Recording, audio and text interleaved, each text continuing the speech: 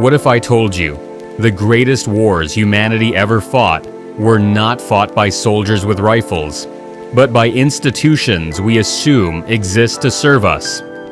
What if the real battlefield isn't in trenches or on missiles, but hidden in balance sheets, bank vaults, and debt contracts?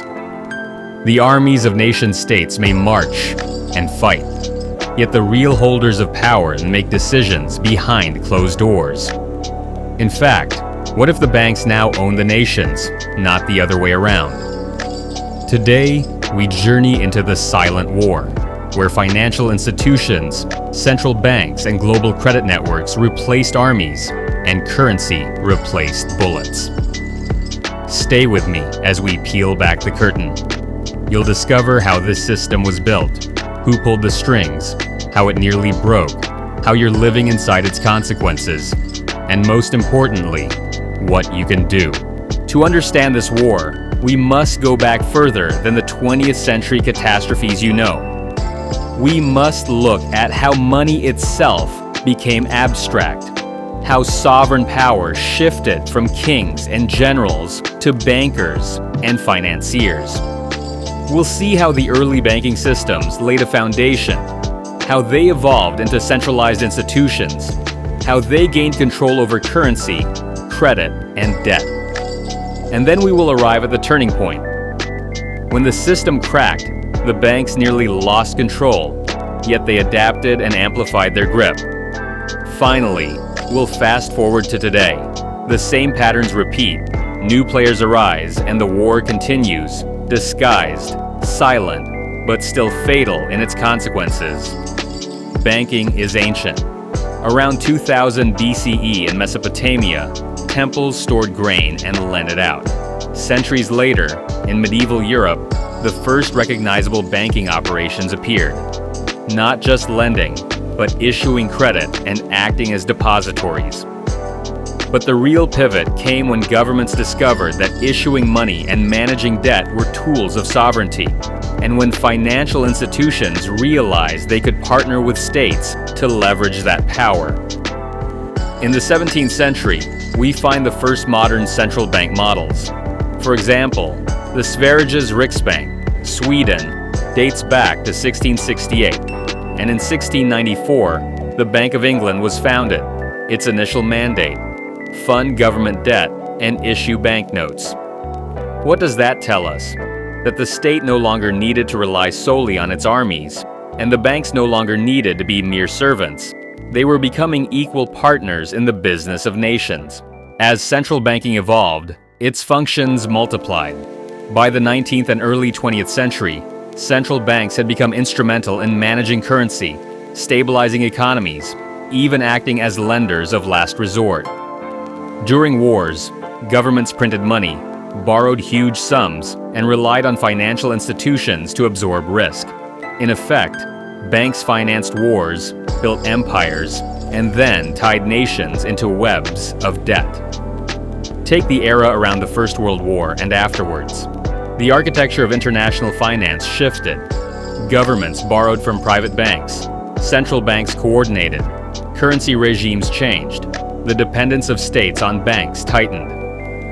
With this leverage, banks gained influence, the power to create money through credit, the power to determine who gets loans, who fails, who recovers. A bank's decision could mean a nation's boom or its collapse.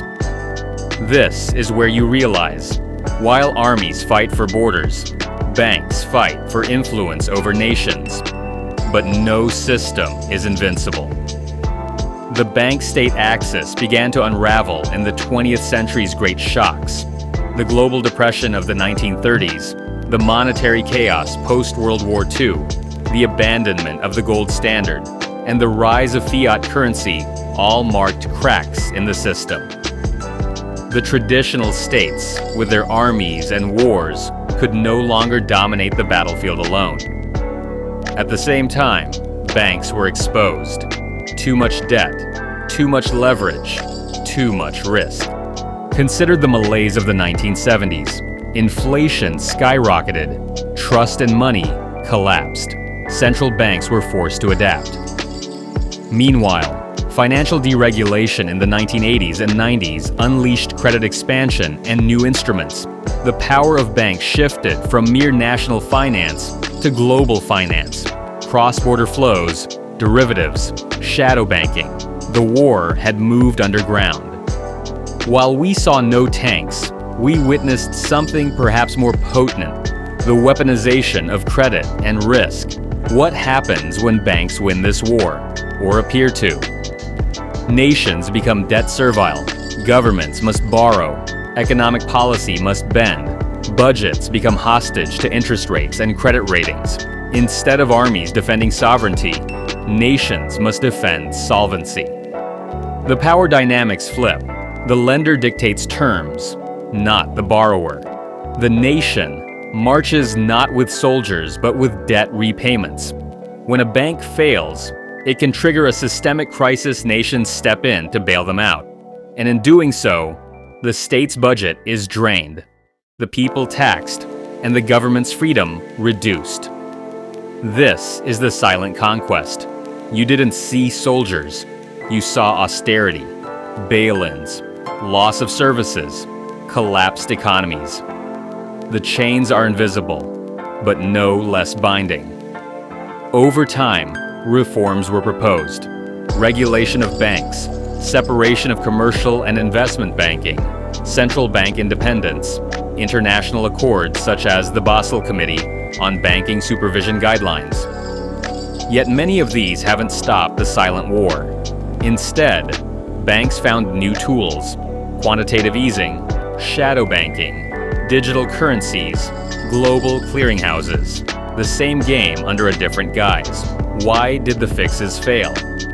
Because you cannot simply regulate a system without altering the underlying power structure. States still need banks. Banks still need states. And the instruments of control, money creation, credit privilege, debt obligations, remain. The fix was cosmetic, not structural. Now, fast forward to today. The war didn't end. It evolved. We see nations where banks wield outsized influence, shaping fiscal policy, determining bailouts, dictating economic orthodoxy. We see global debt exceeding. World sovereign debt is over $300 trillion and rising. The cost of servicing that debt drains national budgets. We see central banks holding more assets than many governments' GDPs. This silent war is not a relic of the past. It's here now. It's evolving, and you're living inside it. The next frontier may be digital currencies, central bank digital tokens, algorithmic debt systems. If we don't understand the battlefield, we will not recognize